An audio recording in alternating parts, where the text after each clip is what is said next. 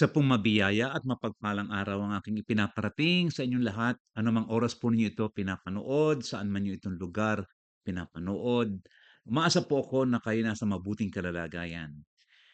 Pagpapatuloy po natin ang ating pag-uusap dito sa ating series, Understanding the Cults. At ngayon po ay part 3 na tayo. Ating pong napag-usapan sa nakaraan ang ilang mga characteristics ng mga religious cults. Ating pong pinag-usapan ang ilang mga behavioral manifestations ng mga abusive at legalistic leaders na ito, ng mga religious cults na ito.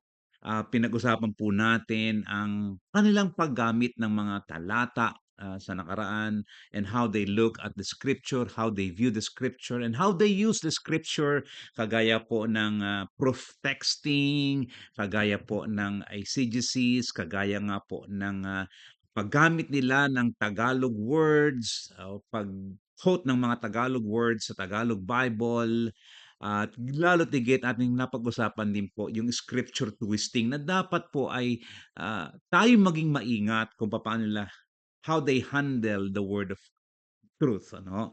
Paano na itinuturo, because we should be correctly handling the word of truth at hindi po dapat maging guilty of scripture twisting. Kaya ngayon po naman ay ating pag-usapan ng isa pang characteristic ng isang religious cults. Kung meron po sila nung nakaraang pag-usap natin ay nasabi natin meron silang they adopt an additional revelation alongside the Bible or even above the Bible. Ngayon naman po, we would like to highlight the fact that they minimized both the person and work of Jesus Christ. At ngayon po ay i-highlight lang natin, hindi po muna yung work of Jesus Christ, yung how they minimize the work of Jesus Christ. Sa susunod po yun. Ngayon pag-usapan muna natin how they minimize the person of Jesus Christ. Again, kagaya po ng ating pagtingin kung paano matututunan ang counterfeit money, ay atin po munang ilalahad ang genuine, ang orthodoxy, ang katotohanan, upang kapag alam na natin ang orthodoxy, alam na natin ang correct teaching ng scripture about Jesus Christ, alam na natin ang the truth about Jesus Christ, ay madali na nating madi-discern ang mga counterfeit teaching. So let's talk about the truth about Jesus Christ. The person of Jesus Christ focuses on who He is. Yan po yung person niya. At kapag naman po sinabi nating the work of Jesus Christ, it focuses on His death, burial, resurrection, ascension, and Him being the high priest. The Bible teaches that Jesus Christ is fully God. Ito po ang ating nakikita sa Biblia. Ito po ang itinuturo ng Biblia, that the Bible teaches Jesus Christ fully God. Fully God, fully man. He possesses the essential attributes of a deity. Sabi po ng Colossians chapter 2 verse 9 ay ganito, for in Him the whole fullness of deity dwells bodily.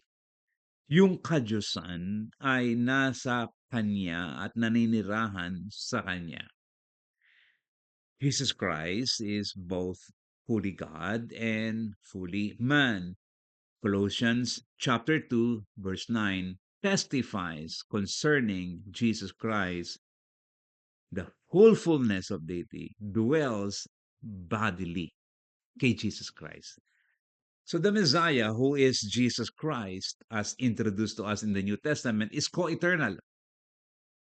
The Messiah, who is Jesus Christ, as introduced to us, is co-equal in the deity with the Father. Co-equal. Kapantay. Yet, He is also fully human, having a human body and spirit, but, ang sabi nga po, without sin, hindi nagkasala, hindi kinatagpuan ng anumang pagkakasala. Sa pagkakatawang tao ng ating Panginoong Hesus, Jesus became a human being, just like one of us. At ito po ay dahilan sa kanyang pagkakatawang tao. Nagkatawang tao ang verbo. In the incarnation, Jesus did not lose his divinity. Hindi po nawala ang kanyang kadyusan. Instead, he added humanity, which is the significance of the word kenosis, a Greek word, in Philippians chapter 2, verse 7. Yun po ang ibig sabihin ng kenosis. He added humanity according to Philippians chapter 2, verse 7. Now, ito po yung sinabi, but emptied himself by taking the form of a servant, being born in the likeness of men. But emptied himself by taking the form of a servant, being born in the likeness of men. Atin pong himayin ng kaunti yung salitang he emptied himself. Yung pong he emptied himself sa Philippians 2:7, which is kenosis, does not mean he emptied himself of his divine nature.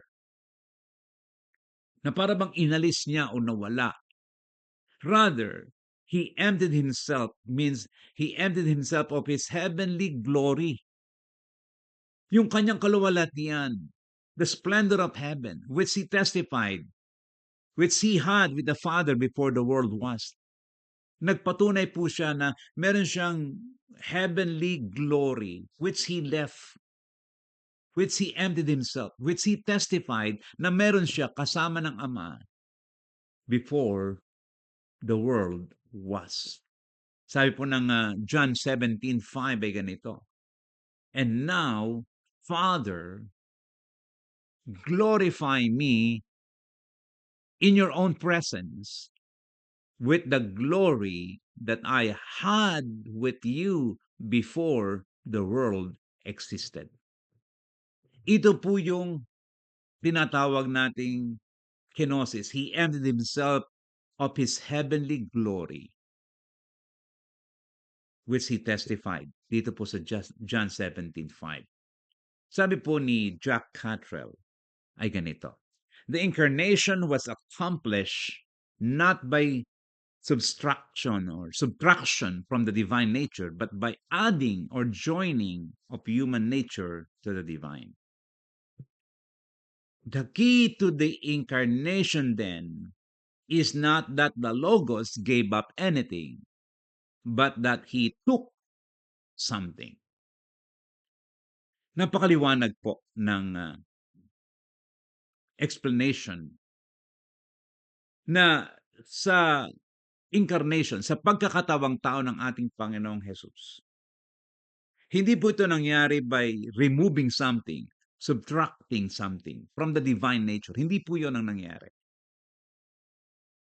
But by adding, joining human nature to the divine. At he took something. Not that the Logos gave up anything, but he took something. Therefore, nang ating pong mabasa, when Jesus, at sa Philippians 2:7 ay nakalagay na, he emptied himself. It means he emptied himself of his heavenly glory, the splendor, the beauty of the heavenly glory. By taking the form of a bondservant, siya'y naging tila isang alipin, being made in the likeness of men.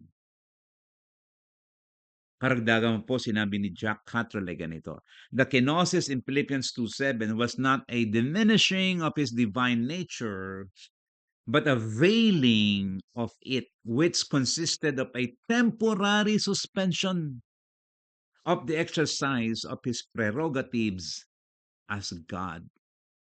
Ito po ang ibig sabihin ng he emptied himself, kenosis. And it was not a diminishing of his divine nature, but a temporary suspension of the exercise of his prerogatives as God. Gayon din po ang patunay ng isa pang theologian na si Stephen Charnock. Ang sabi naman po niya ay ganito, he did not cease to be God. Doon po sa Philippians 2:7, when he emptied himself, ang sabi niya, he did not cease to be God. It was obscured and darkened under the veil of our infirmities. But there was no more change in the hiding of it than there is in the body of the sun when it is shadowed by the interposition of a cloud. Hindi ito nabawasan ng lakas at kapangyarihan dahilan lamang sa pagkakaroon ng katawan, kundi para lamang itong isang buwan, isang araw, I mean, it's just like the sun, na natakloban ng mga ulap, pero naroon pa rin ang lahat ng kapangyarihan ng araw, natakloban lamang ng ulap. Sa atin naman ay siya'y nabalutan ng katawan. He is in the human form, like a bondservant, isang alipin. Pero hindi ibig sabihin na siya'y nabawasan sa kanyang kapangyarihan. He emptied himself means he added humanity so that he can be with us and live among us. John 1:14, maliwanag po ang sinabi. And the Word became flesh and dwelt among us. And we have seen his glory, glory as of the only Son from the Father, full of grace and truth. The Word became refers to the change of God's essence. Yung pong ibig sabihin nun, this means that the word or logos was manifested in or present in the flesh. Yung pong ibig sabihin ng became. And the word became flesh. It refers to the change of God's essence. Nagkaroon po ng pagbabago sa kanyang essence kasi nga po siya ay nagmanifested in, siya ay naging present in the flesh. And it is not impossible for God to do it. And if someone will argue that it is impossible for God to do it, then God is no longer unlimited but limited. But God is sovereign. And we believe that God is sovereign in what He can do. Especially, sovereign po siya pagdating po sa salvation ng tao na para maligtas ang tao, kinakailangan siya'y lumagay in the flesh so that He can save yung pong nasa laman, yung pong tao, yung human being. Not only John 1:14 testifies concerning it, but 1 Timothy 3:16 also speaks of the same idea. Sabi po ng 1 Timothy 3:16, great indeed, we confess, is the mystery of godliness. He was manifested in the flesh, vindicated by the Spirit, seen by angels, proclaimed among the nations, believed on in the world, taken up in glory. Nakita po nyo dito, referring to Jesus Christ, He was manifested in the flesh. Manifested in the flesh. Ito po yung sinasabi natin, He became, the Word became flesh. Manifested in the flesh. Or present in the flesh. 1 John chapter 4 verse 2. Kaya hindi po ang sinasabi, but this you know, the Spirit of God. Every spirit that confesses that Jesus Christ has come in the flesh is from God. Another scripture from the book of John. 2 John 7. For many deceivers who have gone out into the world, those who do not confess the coming of Jesus Christ in the flesh, such a one is the deceiver and the antichrist. Nakita po niyo yung 1 John 4:2. Every spirit that confesses that Jesus Christ has come in the flesh is from God. Kung ating ipinapahayag na si Jesus, Heso Kristo ay naparito sa laman, sa katawan, ay sila'y galing sa Diyos at nagsasalita para sa Diyos at may kaugnayan sa katotohanan ng Diyos.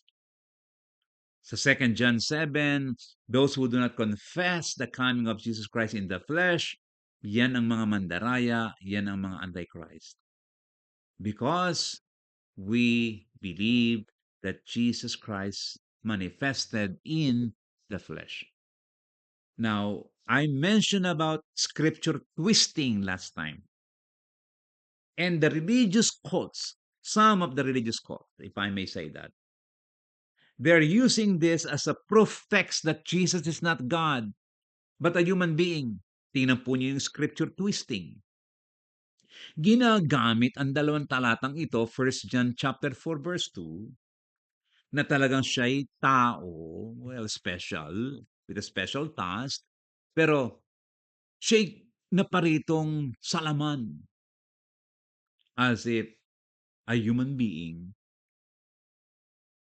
At kung hindi mo kinikilala si Jesus ay human being, bagamat meron siyang special appointment from God, special task from the Father, pero siya'y tao, coming in the flesh, Jesus Christ, coming in the flesh. Kung hindi mo pinaniniwalaan yon na siya'y tao, ikaw ay mandaraya at antikristo.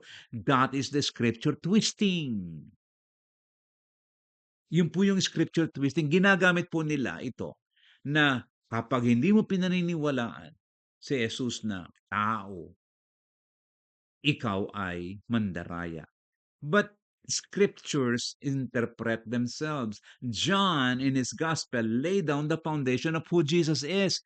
Parehong context, parehong author, may connection, the same idea, the same authorial intent. John 1, malaki po ang kapahayagan ni John sa gospel at doon po sa kanyang sulat sa letter sa 1 John, 2 John, and 3 John.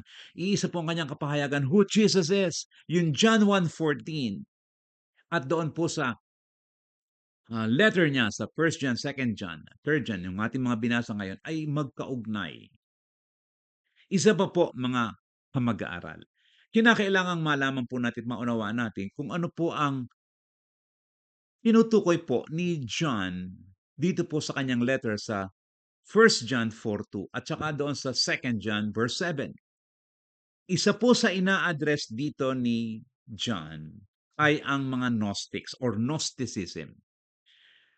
Kapag po sinabi nating Gnosticism na ina-address ni John sa kanyang letter, sa 1 John, 2 John, dito po sa kanyang letters na ito, ang ibig pong sabihin ng Gnosticism, hindi po sila naniniwala na si Jesucristo ay nagkatawan tao o naging isa na katulad natin. Kasi ang kanilang paniniwala, kapag naging tao, kapag nasa flesh, magkakasala. And Jesus is perfect. And therefore, Jesus could not be in the flesh or else siya isang kagaya nating makasalanan. And Jesus could not sin, and Jesus is not sinner, and Jesus is perfect. So therefore, He did not come in the flesh. Tinatanggihan po ng mga Gnostics ang Jesus came in the flesh or became or manifested in the flesh. Yun po yung ina-address dito ni John. Kaya ang sabi ni John, those who do not confess the coming of Jesus Christ in the flesh, such a one is the deceiver and the Antichrist. John was referring to the Gnostics of his days, to the error of Gnosticism of his days. At hindi po doon sa nagsasabing, kayo dyan kayo dyan. Kung hindi nyo kinikilala si Jesus na tao, ayan, kayo deceiver, kayo Antichrist. Hindi po. Ang layo po. Kaya ang sabi ko nga po, again, another case of scripture twisting. Isa pa pong another case of scripture twisting, that Jesus is not equal to the Father God. And the religious group translated John 1:1. Paano po nila i-translate ang John 1:1? And the Word was a God. And the Word was a God. Scripture twisting, scripture misrepresentation. I don't know how do you want to call it, but you may call it in any way. The point is, meron pong misrepresentation, meron pong maling ginawa. The religious group translated John 1:1, and the Word was a God. In the beginning was the Word, and the Word was with God, and the Word was a God. Reason given, there is no definite article. Wala pong definite article na D referring to Theos o doon sa God. And ipinakita nga po natin dito na at makikita nga po natin dito sa isang interlinear na ating kinuha na nakalagay po doon ay yung kai Theos, ten, hein, ho logos. And God was the Word. And God was the Word. Sabi, o kita mo, and God, walang definite article yung kai, between kai and theos. Yun po ang kanilang argumento. Kaya ang kanilang ginawa ay kanila pong itinranslate na walang article, kaya a God. And a God was the Word. Or the Word was a God kasi wala daw pong definite article yung theos doon sa verse 1. Okay? Now, there is inconsistency. And the inconsistency is obvious because in John 1:6, they did not follow their own rule. Kasi makikita po naman nyo doon sa John 1:6, kahit sa interlinear, wala rin pong article or definite article doon sa from God para teu. Wala po. Kaya kung ang kanilang rule at hindi sila biased sa kanilang mga pag-i-interpret ng Bible, ay kanilang susundin at kung talagang sila ay consistent sa kanilang rule, dapat sasabihin nilang ng translation nila doon sa verse 6, they should have translated verse 6, there was a man from a God. Kung consistent sila sa kanilang rule. Ang problema po, they are simply biased in their translation.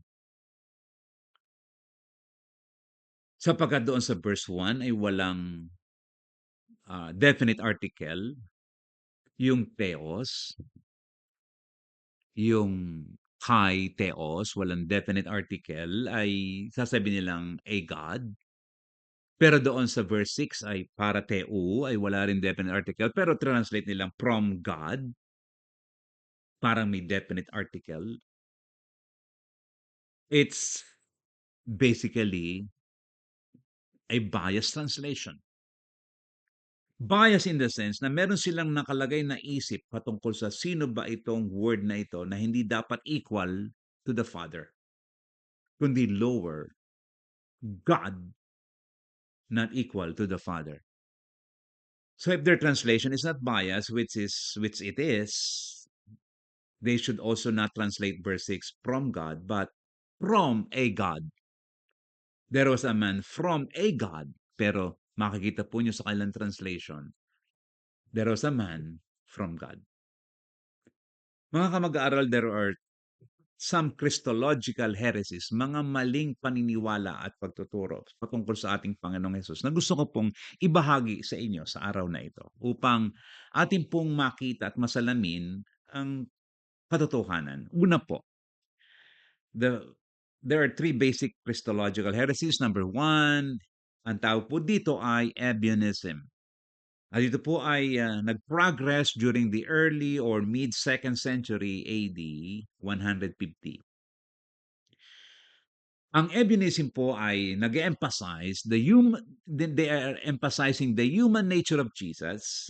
Binibigyang diin halaga ang pagiging tao ng ating Panginoon Jesus, but denied His true divinity. Tinanggihan ng Ebionism ang kanyang true divinity. Tinanggihan nila yung Colossians 2:9. The whole deity dwells in Him. Because of Jesus' perfect life, ayon sa Ebionism, the Father gave Jesus a special anointing. Oo, human being. Oo, meron siyang human nature, pero hindi siya pangkaraniwang tao na kagaya mo't kagaya ko. Sapagkat siya'y nabuhay na perfect life, ibinigay ng Ama sa kanya ang isang special na anointing during His baptism, raising Him above ordinary men. Sa lahat ng tao, natatangi si Jesus. This makes Jesus more glorious than the prophets. At ayon po sa kanila, to be sure, Jesus is superior to other human beings, but to be honest, ayon sa kanila, Jesus is inferior to the true God. Jesus is inferior, not equal to the Father. Yan po yung Ebionism. Tao, pero may special anointing. At nagkaroon siya ng special anointing during His baptism. At siya'y naangat higit sa lahat ng mga tao. Isa po sa mga error ng pagtuturo about Jesus Christ. One error concerning Jesus Christ. Pangalawa pong error o pangalawang Christological heresy, kapag sinabi po nating heresy ay kasinungalingan, kamalian, ay yung tinatawag nating adoptionism. Ito po naman ay nag-propagate AD 275 datigit sa panahon na namatay po si Paul of Samosata noong 3rd century. Pagkatapos mamatay si Paul of Samosata, this view progress. Kung kailan siya namatay, doon po dumami ang pagkalat ng ganitong paniniwala, adoptionism. The basic view is that Jesus began as merely as a man. Siya nagsimula bilang isang tao, but because of his perfect life, God honored him by adopting him as his own son. Kanina po hindi inadapt as a son, ngayon inadapt. Sa Ebionism po hindi inadapt. Binigyan lang ng special anointing. Dito naman inadapt. Inadapt as God's own son. As such, God bestowed special power. Not only special power, but God bestowed, the Father bestowed divinity upon Jesus. Kasi nga inadapt eh. Kapareho din po ng Ebionism at the time of Jesus' baptism, he was promoted and adopted as son. Yun ang pagkakaiba nito doon sa una, nitong pangalawa. Sa una, walang adoption. Dito sa pangalawa, inadapt. Pinromote at inadapt as son. Sa una po, natatanging tao lamang. Special human being. Mataas pa kung saang mga ordinaryong tao. Dito, pinromote and adopted as son. Kaya ang tawag po dito sa view na ito ay adoptionism. May pangatlo po na Christological heresy, maling pananaw patungkol sa ating Panginoong Kristo. Kung meron pong Ebionism, kung meron pong ah, adoptionism, meron din pong Arianism. And Arius was the proponent in the early 4th century. Makikita po nyo bawat siglo meron between 1 and 2, 1st and 2nd century, 2 and 3, 2nd and 3rd century, 3rd and 4th century, halos every 100 years may pagbabago, may lumulutang ano ho. So Arianism in the early 4th century, between 300 and 400 actually, ito po ay around 313, 10 hanggang 25. According to this view, mga kamag-aaral, Jesus is not an eternal God equal with the Father. Who was the first creation before creating everything else? Si Jesus Christ ay first creation before creating everything else. Yun po yung Arianism. Bago nilalang ang lahat ng mga bagay, meron munang unang nilalang at walang iba kundi si Jesus. Therefore, according to Arianism, dito po sa proponent na ito, Jesus was a created being, and then Jesus created everything else. Siya nilalang, at matapos siya nilalangin ng Ama, that's why He is not equal to the Father or with the Father. He was created by the Father, and then after He was created, He, Jesus, created everything else. Makikita po niyo mga kamag-aral, the major difference between adoptionism, 3rd century heresy, and Arianism, 4th century heresy, is that adoptionism claims Jesus began as a purely human being, while Arianism says Jesus has an exalted heavenly being. Iba po ang pasimula sa adoptionism at saka sa Arianism. Kasi sa adoptionism, talagang nagsimula siya purely human being. Pero sa Arianism po, Jesus He had an exalted heavenly being. Kasi una siya sa lahat ng nilalang, Arianism. The first being, the Father God, had created, and then Jesus created everything else. At yun daw pong ibig sabihin ng John 1:3 or John 1:1 to 3. Sa pagitan po ng katotohanan ng sinasabi ng Arianism at ng Bible, let me speak and submit this to you. The Bible speaks of Jesus as having the same essence with the Father. Ang tawag po diyan, ng mga theologian ay, or sa Latin ay homoousios. Homoousios. While Arianism advances the idea of Jesus having a similar essence with the Father, ang tawag naman po diyan ng mga theologian ay homoousios, similar essence, but not same essence. Tinatanggihan ng Arianism that Jesus has the same essence with the Father. They only advance the idea, they only teach the idea that Jesus has a similar essence with the Father. Pero mga kamag-aral, the Bible clearly testifies or attests to the divinity of Jesus. And let me show you some of the scriptures na talaga pong maliwanag na itinuturo ang testimony ng scripture, testifying to the divinity of Jesus. Kagaya po ng ilang mga babanggitin ko sa inyo at hindi po natin babasahin lahat, babasahin lamang po natin ng ilan na aking hinighlight. Pero ito po ang mga patotoo. If you want to go back to this and take note on this, please do so.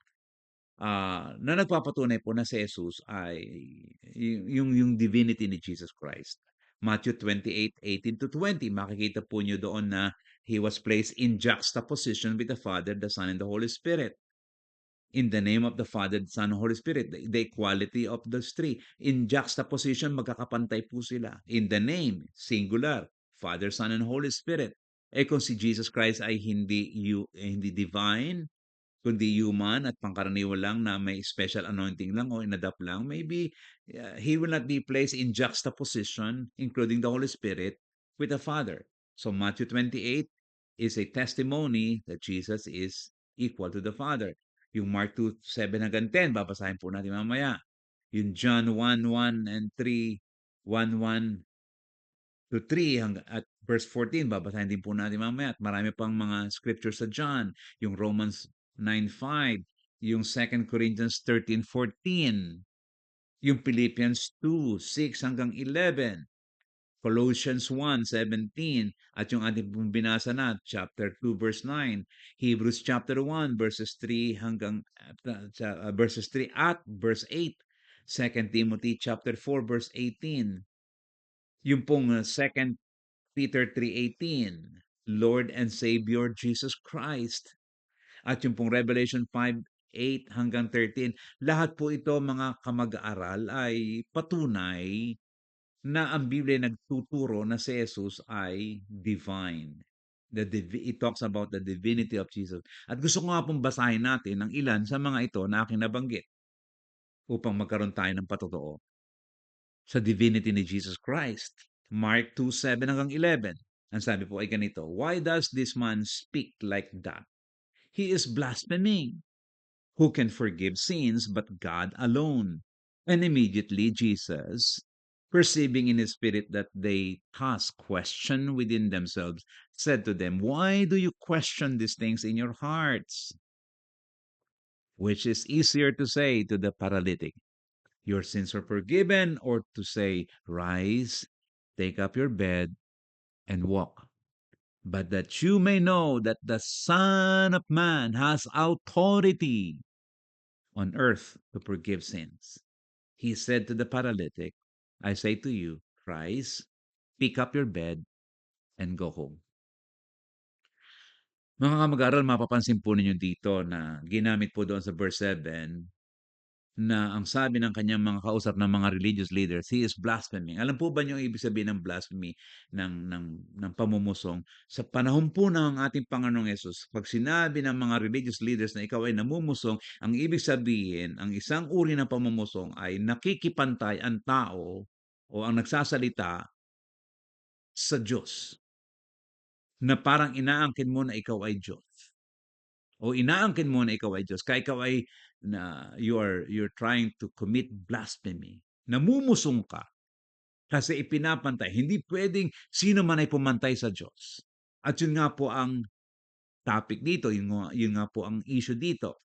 na inakusahan ang ating Panginoong Hesus na namumusong sapagkat siya'y nagpapatawad ng kasalanan na walang iba kundi ang pwede lamang makagawa ay ang Ama lamang. Only the Father, only God.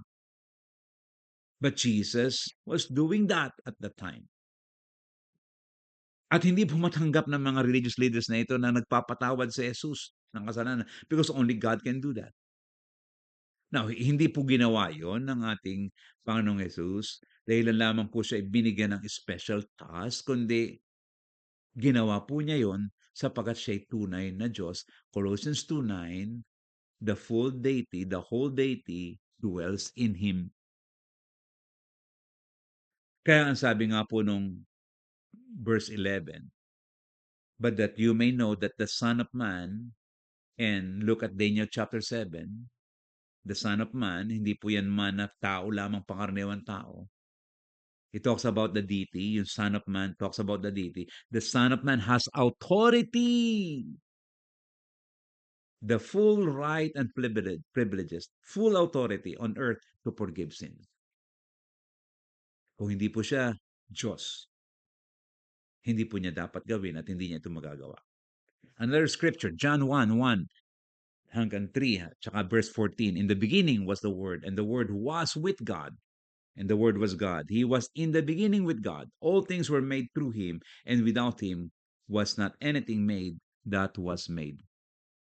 Sabi ng verse 14, and the Word became flesh and dwelt among us, and we have seen His glory as of the only Son from the Father, full of grace and truth. Makikita po natin dito na binigyan diin yung and the Word became flesh. Binigyan na po natin ng diin kanina yan, yung pong and the Word became flesh, manifested in and present in the flesh, in the flesh. At makikita po ninyo kung sino talaga itong uh, Word na became flesh. At tinukoy nga po, and I would like you to check it out and see, and let's read it. Revelation chapter 19, verses 11 hanggang 13. At ang sabi nga po ng salita ng Diyos ay ganito. Then I saw heaven open, and behold, a white horse. The one sitting on it is called Faithful and True, and in righteousness he judges and makes war. Sino po yung called faithful and true? Jesus Christ. Verse 12, his eyes are like a flame of fire, and on his head are many diadems, and he has a name written that no one knows but himself. Verse 13, he is clothed in a robe dipped in blood. Ang ating Panginoong Jesucristo. And the name by which he is called is the Word of God. Yan po yung Revelation 19:11 hanggang 13. Therefore, maliwanag po that the Word became flesh and dwelt among us, and that the Word of God is none other than the faithful and true God, na he dipped his cloth and his robe is dipped in blood, referring to Jesus Christ, and he is called the Word of God, and the Word of God, the Word became flesh. The Word became flesh and dwelt among us. Consistent, yes, because the book of Revelation was written by John. It's one of the letters of John. Another scripture is Romans chapter 9, verse 5, and this is Apostle Paul speaking. Ang sabi po ni Paul ay ganito, to them belong the patriarchs, and from the race, according to the flesh, is the Christ, who is God over all. Makikita po niyo dito, the Christ, who is God over all, blessed forever. Amen. Ano pong ginamit na pangtukoy sa ating Panginoong Hesukristo according to the flesh? The Christ, who is God over all. Maliwanag po yan, mga kamag-aral. Hebrews chapter 1, verses 3 and 8. He is the radiance of the glory of God and the exact imprint of His nature, and he upholds the universe by the word of his power. After making purification for sins, he sat down at the right hand of the majesty on high. Verse 8, but of the Son, referring to Jesus Christ, he says, your throne, O God, is forever and ever. The scepter of uprightness is the scepter of your kingdom. Maliwanag po kung paano tinawag in address ng Father ang kanyang anak. Your throne, O God, God. Ako po'y naniniwala na laging may sagot dito ang mga religious cults na hindi naniniwala sa kadyusan ng ating Panginoong Kristo, that Jesus Christ is maybe a simple human being, or not simple, but a human being appointed by the Father for a special task, pero hindi Diyos, o maaring mas mababang Diyos, a lower God. And they will have many explanation about this. But to no avail, maliwanag po ang sinabi ng Biblia na si Jesus Christ, hindi lamang po isang testimony ng Scripture, hindi lamang po isang biblical author, kundi ang mga biblical authors ay nagpapatotoo na si Jesus ay tunay na Diyos na nagkatawang tao. The Christological heresies ay meron pong dalawang bagay dito. Two things we do here sa Christological heresies, sa mga maling pagtuturo patungkol sa ating Panginoong Yesus. And that is, ang ating pong ginawa dito ay ganito. We explain who Jesus is from the Bible. Second, we identified the basic errors of some religious leaders, of some religious cults concerning Jesus. Maganda po na talagang ihayag natin kung sino talaga si Jesus. Kung ano talaga siya.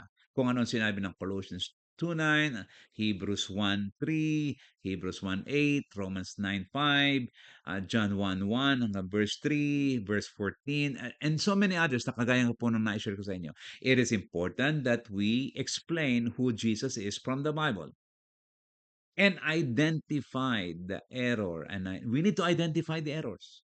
Kagaya po ng Ebionism, kagaya po ng adoptionism. Lahat po yan mahalagang maunawaan natin ng Arianism upang malaman natin ang mga basic errors of the religious groups. Hindi po lamang sa panahong ito, kundi noon pa man ay naituturo na. And after studying and looking superficially, alam ko po, medyo hindi malalim ang ating pagkakatingin at ang ating pagkakasilip. But at least we were able to talk and learn the person of Jesus Christ. Sa susunod naman po na ating pag-usap, we will attempt to study the work of Jesus Christ, which will be our next study. Sa susunod po yung work ni Jesus Christ upang ating mabigyan ng diin ang kahalagahan ng ginawa ng ating Panginoong Jesucristo na malimit po ay ito nga po ang distortion ng mga cults, ng religious cults. They distort and neglect the gospel of Jesus Christ, specifically not only the person but also the work of Jesus Christ. Pero bago po tayo maghiwalay, meron pa po akong isang babanggitin sa inyo na dapat ninyong pag-ingatan at pakinggan, na ito'y isang dapat na maging alerto kayo, maging discerning kayo. And the fact that the religious cults, are also guilty of historical twist. Historical twist. Ano naman pong ibig sabihin ng historical twist? Actually, sa mga nakaraang pong pag-aaral na nabanggit na natin itong historical twist na ginagawa ng ilang mga religious cults. When I say historical twist ng mga religious cults, they teach that it was only during the Council of Nicaea na nagkaroon po ng deklarasyon na si Jesus ay Diyos. But never before that. Yun po ang mabigat sa Council of Nicaea na kanilang kino-quote. Doon lamang sa konseho ng mga leader ng iglesia, ng simbahan, nagkaroon ng deklarasyon, noon lamang nagsimula. Pero ayon sa kanila at kanilang binibigyang diin na ang mga apostol ay nagturo na si Jesus ay isang appointed human being na binigyan ng kapangyarihan to accomplish a special task of saving human being from sin. Pero hindi siya Diyos. Sino ang nagturo na si Jesus at nagdeklara, nagpahayag na si Jesus ay Diyos noon lamang Council of Nicaea. Ito po yung historical twist na hindi po totoo. Bakit po hindi totoo? Well, sinasabi po natin na ito historical twist because the Council of Nicaea rejected the teaching of Arianism. At ano nga po yung sinabi natin kanina tungkol sa Arianism? Ito po ay nagke-claim that Jesus is not an eternal God equal with or to the Father. Na tinatanggihan ng Arianism at ito po yung tinanggihan ng Council of Nicaea sa kanilang pagpupulong, sa kanilang pag-uusap, tinanggihan nila na mali itong si Arius sa kanyang itinuturo. Taliwas sa sinasabi ng Biblia ang ipinopropagate ni Arius at ng kanyang mga kasama ng buong grupo ng Arianism na sinasabing Jesus is not an eternal God equal with the Father. Yun po ang kanilang idineklara na hindi tama. Hindi po totoo na doon lamang nagsimula sa Council of Nicaea na ideklarang si Jesus ay Diyos. Historical twist po yon. Dapat po nating maliwanagan yan. Dapat po ninyong maunawaan yun. Kasi meron pong bumabanggit ng ganyang mga pananalita. Jesus, according to them, sa Arianism, was the first creation before creating everything else. At doon pa lamang nilalang ang lahat ng mga bagay matapos lalangin si Jesus. Ito po yung tinanggihan ng Council of Nicaea.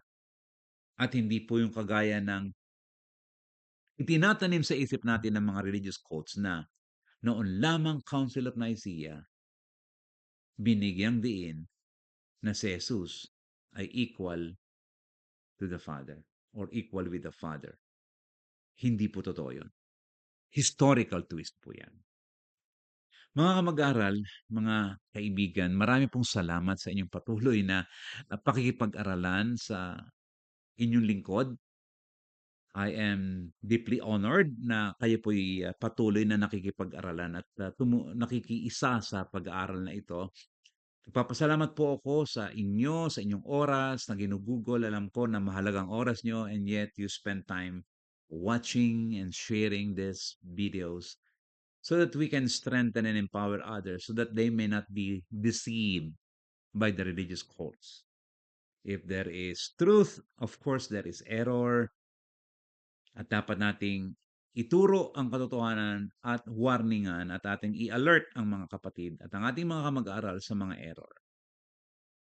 Ang ating pong papuri ay patuloy nating ibinibigay sa ating Panginoon Diyos sapagkat siya lamang ang nagbibigay sa atin ng ganitong opportunity. At ang ating pong patuloy na pasalamat sa bawat isa sa inyo sa Maniwala team na bumubuo po upang magkaroon po tayo ng ganitong Maniwala Online Bible Study. Hanggang sa muli po mga kamag-aaral, ang inyong lingkod, Jonathan Oriliasa.